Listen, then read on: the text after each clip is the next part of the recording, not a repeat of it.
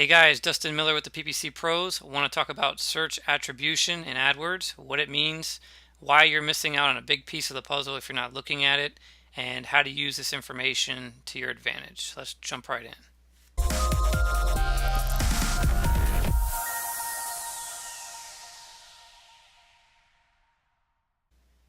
Okay, so right now we're in an AdWords account. You can't see the name of it, but we are in the search attribution section, which if I click on the tools little wrench here, you can see it's right here under search attribution. So that's where we are, right on that home page when you click on it. So what we're looking at right now is just the overview. What I did for this brief conversation about attribution is I just chose our purchases conversions. What we're going to look at here is seeing the whole picture when it comes to the buying cycle. And so for many clients, especially B2B or products that take a little bit longer for people to buy, whether it be because there's a little bit longer sales cycle or there's more research or something like that, you want to optimize your AdWords account with this information in mind. And let me give you an example of where I see people go wrong with this. We have clients that literally look at data for accounts like this, and they're looking at today's statistics and they're asking us what happened to the CPA or why is our revenue so low. I mean, there's something that plays into that with lag time, of course, but even considering that, if we look at this account, for example, you can see that on average for a purchase, we got almost 6.5 days to conversion. So when you have an account manager or a client who's asking about how come we don't see good revenue today, and you know you've got, maybe it's not 6 days, but maybe it's 3 days to conversion, that tells you your data is not even mature enough yet to make that decision for a couple of days.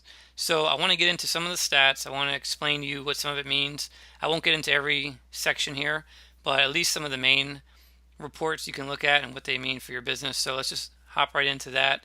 I'm going to adjust my date range, my history window to go back 90 days. Anyway, you can see as I increase the time to 90 days, it also increased our days to conversion, right? So what's happening is the 90-day window, it's only looking back 30 days before. When I change it to 90, it could see further back in time how long this path was to conversion. So this is really important information. This tells me we don't see the full weight of the optimizations we're making for almost 3 weeks, 2.5 weeks. So something really, really important to note. You can also note from this view that there's 2.36 ad clicks per conversion. So depending on the attribution model that you're using, this is really important to know. I did another video about this and I'll link to it with a card at the top here. But if you have like a client with a large, or if you are a client with a large brand campaign and you've got a lot of traffic through brand, depending on your attribution model, most people are using last click attribution. And that means when you have 2 clicks like this and your brand is the last click, you're seeing all of that revenue and all that traffic convert under brand. You're not seeing the campaign it came from prior to that, if it was a shopping campaign or if it was just another text ad campaign. So you're missing a lot of that data. The other thing to take a look at is ad impressions per conversion. This is maybe not as actionable as ad clicks, but it's good to know that people need to see an ad 13 times typically before they convert. So let's pop into the first section here, which I like to look at, which is cross-device activity. All right, so we're looking at the assisting devices section of cross-device activity. You can look at the other reports here as well. This one's pretty helpful. I love to look at mobile assist ratio, tablet, desktop, that sort of thing. Usually mobile is the one that stands out the most, but in this case, tablet's not so bad. It's just small numbers. So this mobile assist ratio, you can look at the Google support to figure out what the definition is, but the simple way to look at it is last click wise. When we look at our segment in the AdWords interface, you'll see that mobile got credit for 42 conversions. When you factor in the assist ratio, it means there's 29 other conversions that mobile played a part in that it's not getting credit for.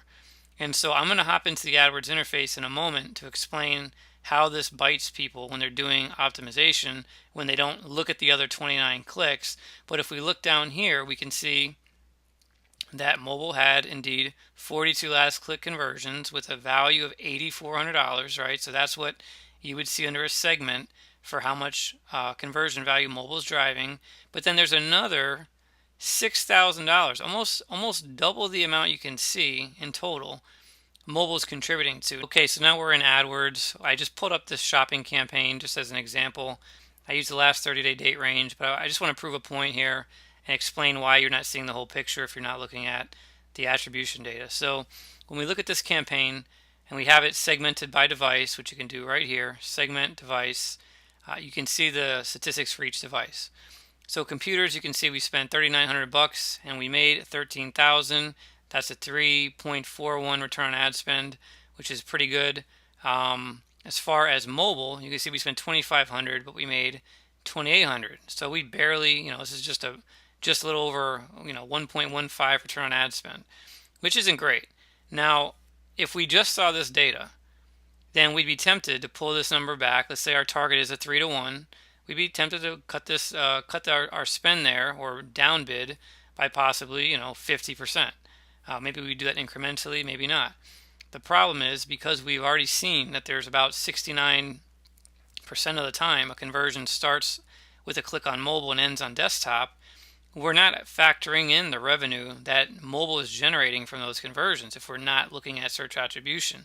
So I'm going to show you what that looks like back in the search attribution section, but just bear in mind a lot of PPC managers or you yourself may be using only this data to make bid adjustments for devices, not factoring in this other revenue that's being generated. So let me just show you what that looks like.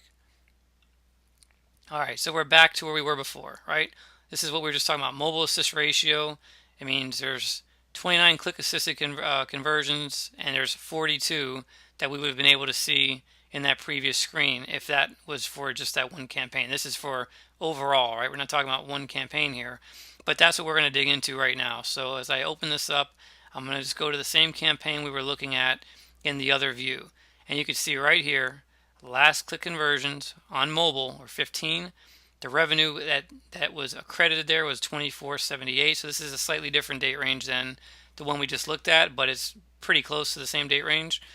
So last click conversion value 2400. We remember we spent about 2500 to generate the revenue. So that doesn't look very good. But then look at this. Click assisted conversion value. So that's conversion value that we got in large part because somebody clicked on mobile first. Now that doesn't mean you probably don't want to credit 100% of these dollars to the fact that you're spending money on mobile. I'm sure there's other factors to it as well. The point of it is if you cut down your bids and your spend on mobile too dramatically, this number is also going to go down. And even if you don't see it in the other view, in the interface that we just looked at in AdWords, you're going to feel it in your bottom line.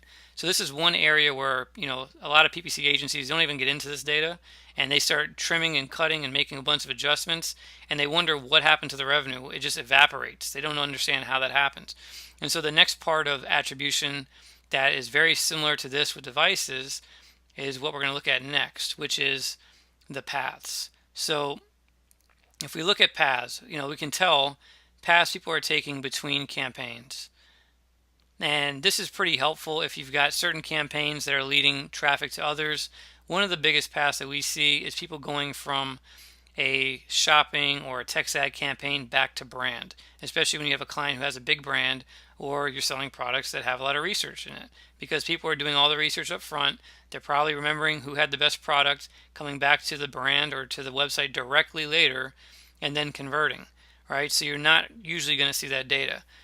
What you want to do with this is just keep an eye on the paths between campaigns, sometimes between ad groups or keywords, depends on your structure, to just make sure that there's you're giving credit to where credit is due.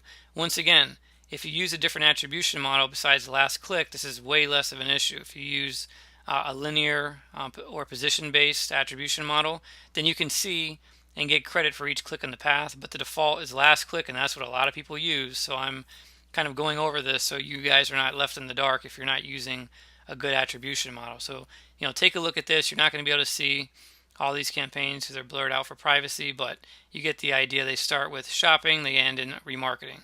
They start with shopping, they end in a search display, desktop, right? That sort of thing.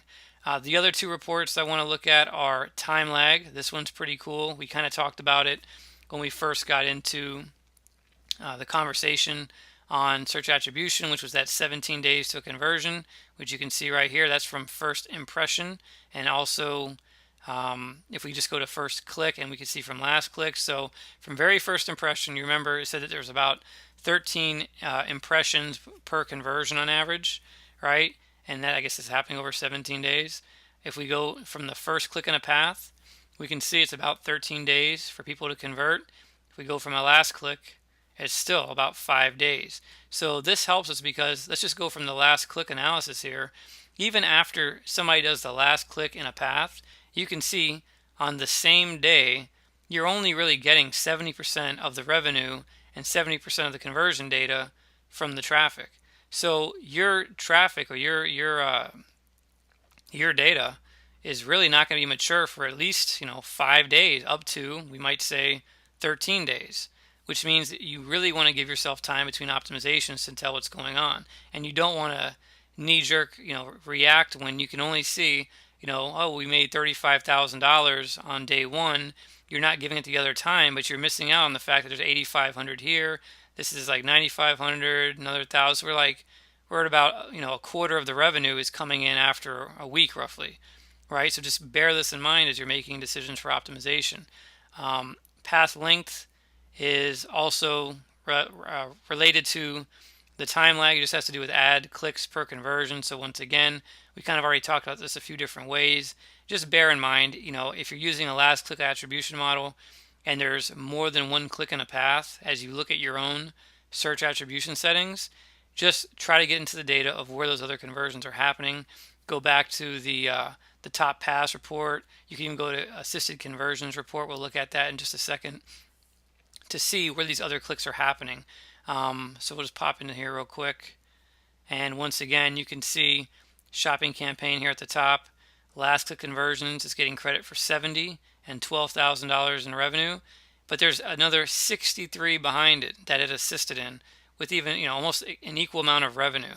So this is where you want to keep in mind. One of the other ways that agencies or PPC managers, or even if you're running your own account, where people go wrong is they see, oh my gosh, look at this, the brand, we're making $16,000 in this particular campaign, and shopping, let's just say we're only making 12. Well, let's move everything over to this other campaign that's working, not realizing that this is the first click in that path, right? And what happens is, once again, revenue evaporates, the conversions start to go down. It doesn't happen right away because there's almost a 2-week lag time, as you saw in this in the time lag report, right? You got 13 to 17 days, so in probably 2 weeks or so, you're going to really start feeling it. But you've got a couple weeks for that data, for that time, and for this conversion path to run its course. And so what another mistake people make is, if they don't realize this path is happening, they've made adjustments that have hurt the flow in either how many clicks they're getting to a conversion or the timeline. What's happening is they're looking for a change that happened, let's say, 2 days ago, when they started to notice what's going on, when in reality the change that they made happened 2 weeks ago. And so these are the big things you can learn and you can see with the search attribution section of AdWords. Once again, we're a pretty big fan of the position-based attribution model right now.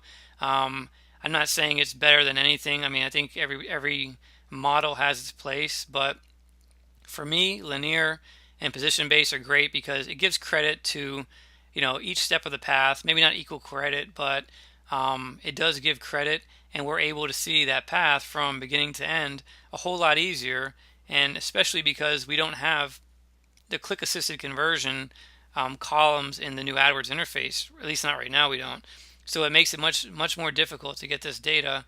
You have to keep popping from this screen to the interface to make your adjustments. It gets a little hairy. So I hope this video was helpful. I know it was a little bit deeper than I wanted to go into it, but I feel like this is a big piece of the puzzle people are missing. We do AdWords accounts audits all the time, and people don't understand. We were making all this money before, and then we made adjustments based on what we were seeing, and all of a sudden the revenue started dropping, and we don't understand what we did. We didn't do anything wrong, and this is the problem. They're just not seeing the whole picture. So hopefully you found this helpful. Please leave comments below the video. I'd love to chat about this if you have any other questions, and as always, thanks for watching, guys.